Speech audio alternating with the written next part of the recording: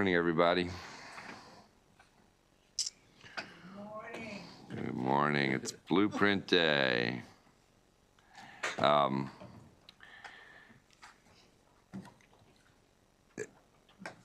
As Eric and I were just pointing out, yet one more complication of trying to understand everything that's going on here, and how to best be able to explain it ultimately.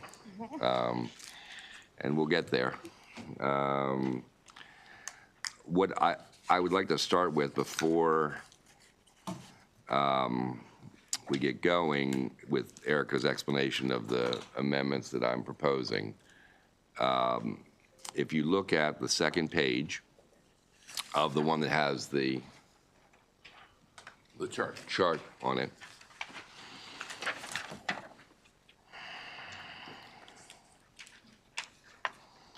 and you will see at the top chart is the one where we'll end up if we do everything that I'm suggesting today. Imposes impact compared to current law? Correct, correct. And so, in general, you'll see that we go along with the governor's 4 years of the collaborative time. There's some foundation movements because of that, and you'll see that below at the comparable wage index, the education effort adjustment. And then you'll see at the coordinated community supports at the bottom, which is the consortium, the mental health component. And you'll see the way that it's set up is that the savings from what I'm going to be suggesting is $30 million annually. So it will still get $100 million. And of course, this is different than what the House did, which their savings are higher there because they they just put it in at 40 instead of 100 going on out. Interestingly enough, it's not reflected in this other chart down below because, remember, the governor put his actions as it relates to the consortium in the BRFA. So it doesn't show appropriately on here, but effectively his actions, as he was suggesting, even though not in the blueprint bill, are the same as what the House ultimately did. Okay. And now I'm going to turn it over, since I've probably made that clear as mud, to Erica to explain It really does. the amendments. Yes, but it's that. But at the end of the day, you're going to be able to point to that chart and say, if we vote for all this, that's what we're doing. Okay? Take it away. Alrighty. First of all, you should have 4 things on your desk. A short packet of the actual amendments labeled with what each amendment does. A line chart, a numbers chart that the chair just walked over, and then the reprint. As usual, I'll start with the reprint. So, as he said, the plan is to go with the governor's as introduced version of the collaborative time, which is pausing it for 4 years and then starting to bring it back online in 2030. I would not call a pause. Okay. I call it pacing. Pacing. I believe that this is pacing over the course of time, and I think all the changes that relate to that, in my opinion, is just changing the pace of the implementation of all of this. So in order to do that, on bill page 3, you'll see the per pupil foundation amount decreasing. That's because the cost of the collaborative time was built into that. So if you're going to pace it by 4 years, then that number needs to come down. So that's what's on page 3. As introduced. On page 4, we have some amendments dealing with contingency reductions if certain general fund changes or federal fund changes happen. So the first one is if there is general fund reduction. This is the same language that was passed with the blueprint. It was an uncodified provision in the blueprint. This would make it codified because it is a permanent contingency. What is different is this is saying, well, what's the same is that if December BRE is less than March BRE by a certain percentage point, then the budget as introduced in that next year will need to show a 0% increase in the per pupil amounts. And the other thing is that decrease under the blueprint was 7.5%. This is 3.75%. So if the general fund estimates go down by 3.75%, then the budget that needs to be introduced immediately thereafter is no growth in the per pupil and programmatic amounts of the blueprint. Then on the next page, a similar provision for federal fund reductions, all federal funds, not just education. It's the same trigger of 3.75% decline. This one would have to be certified by the Department of Budget and Management that it has occurred. If it has occurred, then the same 0% growth will need to be in the budget as introduced the following session. In the middle of that page, then there's a combined contingency. This one is set at 5%, and this one is only applicable for certain fiscal years. If both of those things, when you combine a general fund decline and a federal fund decline, if that is at least a 5% decline, then the same zero growth would happen in the budget as introduced. Why don't we stop there for a second? Okay. Any questions on any of that? Senator Bailey. Chair, and I expressed to Robin that I wasn't going to ask any questions this morning, but I did have one. Just in recent history, as far as we talk about the general fund decline between December and March to 3.75, when has that ever occurred? So Do we have the years that has occurred so we would know when this would have applied? Yep. So that has happened twice in the last 20 years, and it was during the Great Recession, so back in the, 27, 28. Thank you. Yes. Do we have any ballpark numbers as to how much federal aid we get, and therefore the percentage of, Yeah. like, what big picture number? Yep. So I have it for general fund too. In today's dollars, general fund, the 3.75% equates to $850 million. The federal fund equates to $712 million. And then the combined equates to $1.2 billion. Thank you. That's it. Any other questions on that? Okay, let's keep moving then. Okay, so on page 5,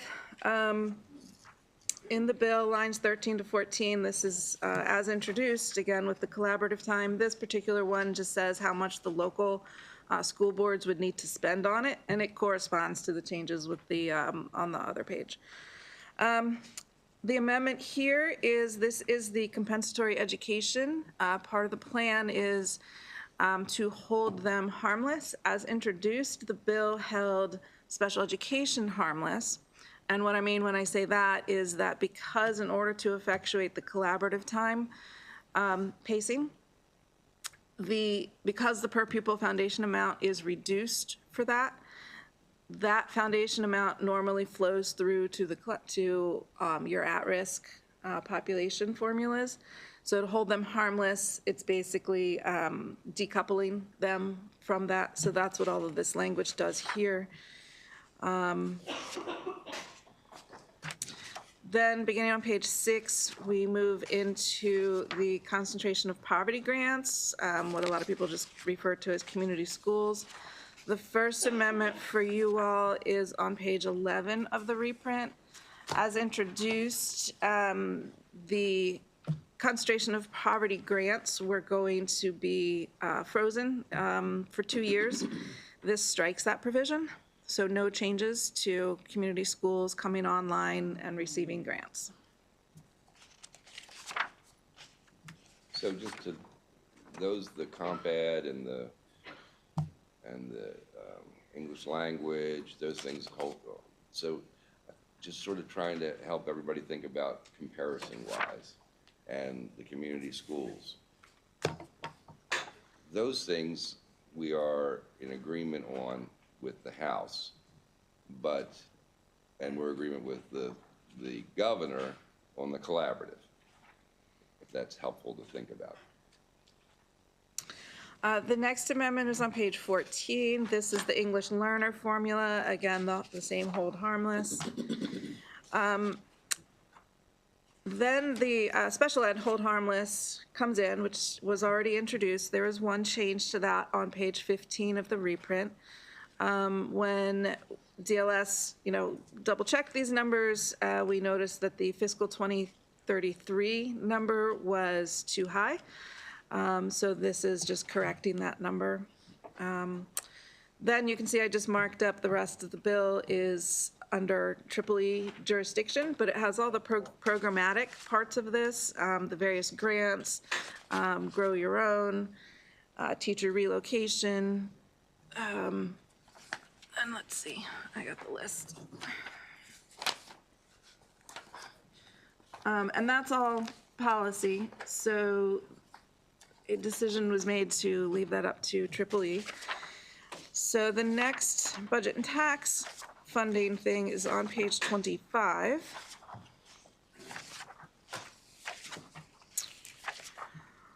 So here, the consortium that the chair spoke of was originally in the BRFA. The House bill moved it, the House blueprint bill moved it into the blueprint bill, so this is doing the same, but with the different dollars that the chair mentioned. So this would be in fiscal year 2026, a funding level of $70 million, and then starting in 27, and then for all future years, a $100 million level. So for those of you who have these grants going on in your communities, the reason that this is established, the reason that I think we should establish this way and having. Do you want your mic on? What? Do you want your mic on for that comment? Oh, yeah, why not? The reason I believe that this is a reasonable thing, first off, as you know, it was supposed to hit a maximum amount of $130 million this year. And we're not doing that. It will never hit that maximum of 130 more. So that's where our proposal has some savings, $30 million a year. You may recall last year we modified the timing of the grant proposals, and it ended up being like 18 months. We're going to get back to an annual grant, and we do that through this year. And when Erica says it's a $70 million cost, it's because there was 30 million left over in 25, and so that gets it to the 100, and then that 100 is going to be used in fiscal 26, and that's when in 27 we go back to a straight 100, and then it goes on from that point. Is that clear as mud too? Yeah. Good. All right. Okay, so if you flip the page, this is again, there are 3 other programs that are impacted by the foundation per pupil amount, at least in terms of the year-to-year increases. And those are the School for the Deaf, School for the Blind, and the Seed School. So these 3 provisions on the next page and a half hold those harmless as well. So they will receive funding under current law, not under this bill. The remainder of the bill is under EEE jurisdiction. The large portion of it is an interstate compact, and then some of the other programmatic things, particularly the Academic Excellence Program, is the largest chunk of that. And that's the amendments. Thank you. Just one more thing, it just hit me about the mental health component. So both in the governor's plan and currently in the House plan, going to $40 million a year as their top pretty much brings a close to this, in a sense. The program would not be functioning anywhere near it could be. And there's a lot of people who already received grants, and that there's an expectation to carry these programs on. They would not be able to be carried on, period. So just so you understand that the calculation on this was to try to get savings, $30 million, but know that at the end of the day, going all the way down, taking out $90 million out of the program would dramatically change the ability for the program to function. Okay. Your turn. Not Well, yours. Or anybody's Me turn. turn, my turn, Anybody's my turn. turn? Anybody's turn. Okay, that completes the amendments. The reprint, I don't know if you want me to go over anything else? Sure. Okay. So what Unless there are any questions at the moment about the reprint? Yeah. I know you said a different pieces. So the major difference between this approach and the House's approach is, is the economic downturn contingencies right? and is the hold harmless for all of the at-risk programs. Okay. Because they, I mean, I guess effectively theirs was held harmless too because they didn't do the collaborative time. But, so you are doing the collaborative time, which then makes you effectively the same as the House on the hold harmless, right? Because by virtue of them not doing collaborative time, there was no impact to those other ones. And a different dollar figure on the consortium. Senator Jackson. Thank you, Mr. Chairman. Ms. Erica, if you could, with us agreeing with the governor on the new term, pacing, regarding collaborative time. We knew what the impact was in one of my counties. And by us going with the governors and pacing this for 4 years, this should be more favorable than what the House had on collaborative time. In Correct? savings. In savings. In savings for the state budget, yes. Yes. All right. Thank you. Senator McCray. Thank you, Mr. Chair. First, just thank you for your articulation in reference to the changes in the bill. If we could hear what was the vote count in EEE and also, Their second. oh, their second. Okay. Do they know? Okay. Senator Corderman. Thank you. So just kind of following up on the last two questions. It basically, it's a blend of the two, right? It's a blend of keeping the governor's collaboration, restoring these couple areas that, for lack of a better description, kind of got cannibalized throughout that process. There's still savings, not as much savings as the bill has introduced. I was trying to add it up. It's about half, give or take, it seems, of savings, but still a significant number. But about half of what the original proposal was. What the governor did. Right. Okay, thank you.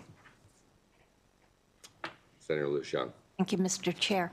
Do we know how this affects the LEAs financially? So this is a reduction in state aid. And given that, but not a reduction for the at-risk. So it's a middle point in terms of state aid going to the counties. And the fiscal note outlines the impact to the counties, but we would need to, because this is a middle ground, we would need to rerun, all of those numbers to reflect a middle ground. Thank you. Other questions? I think she's gonna have one more thing. You gonna describe this at all? You're gonna do with this? Yeah, I mean, just as a visual, I've been kind of using this all along during session. Some caveats to this, though, is this is only the foundation per pupil amount. It's not total funding in any way, but it was a way to, because that's largely where the money was really starting. This was an effort to just show, I've got 3 lines on here. The top line is the current blueprint foundation amount. Now, for the far out years, there are some assumptions on inflation, but that shows the trajectory. The very bottom, small dotted line, again, there's assumptions for inflation, but this shows the per pupil foundation amount without the blueprint, so the old law. And then the middle ground is where this bill takes you.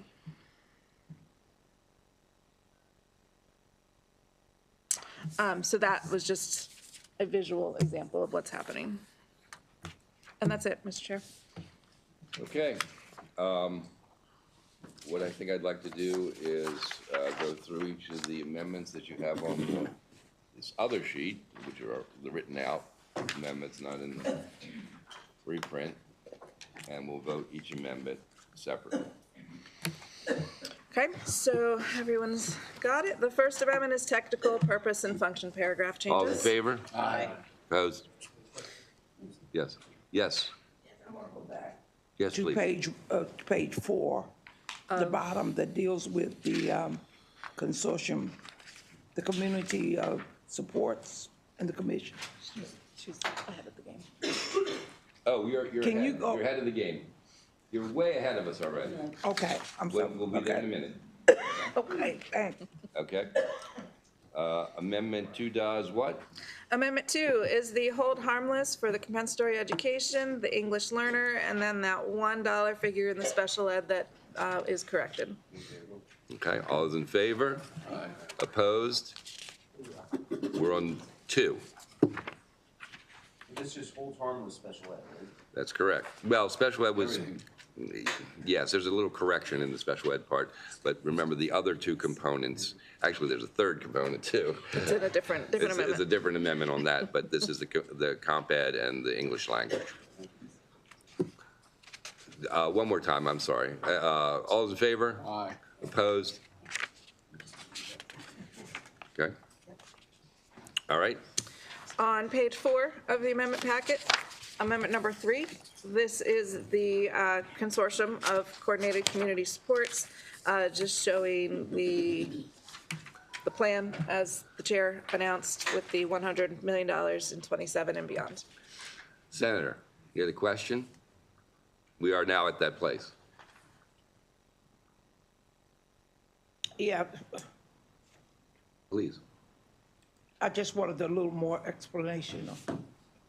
The only, I'm looking at page number 4 here, it's saying that there are only 3 institutions that are being held harmless. No. No. Okay, so that's not part of the consortium part. So that's actually tied to the one we just did. We kind of out of order in the way that you think about it, or one would think about it.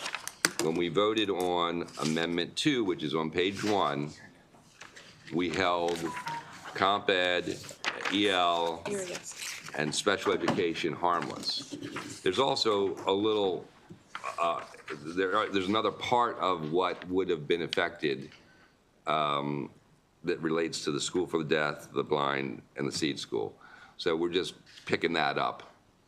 But that's not part of the consortium. That's part of what was associated with the foundation. Okay, Okay. okay, I got it, Okay? I got it. All right. So we are on Amendment 3.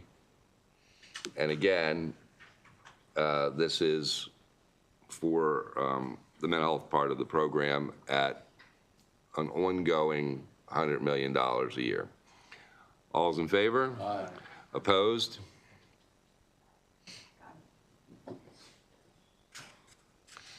Okay, now Amendment 4 is what we were just talking about with the senator. And this is just to hold this smaller portion harmless, hold that portion harmless, which relates to the School for the Deaf, School for the Blind, and the Seed School. All in favor? Aye. Opposed? Okay.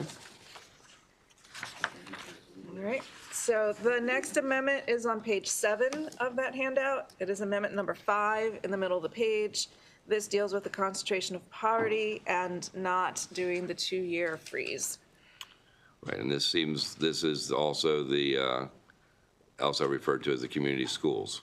So we're taking that out of what was in the original proposal. No pacing, right?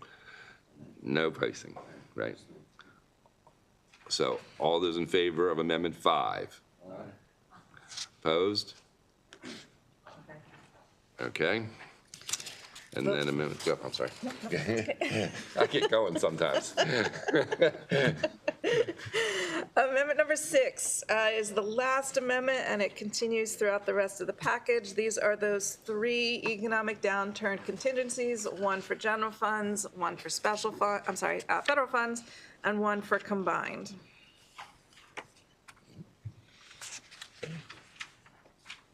So, I appreciate the triggers that you're putting in place. The question that I had was there a specific reason why we're using shall versus may?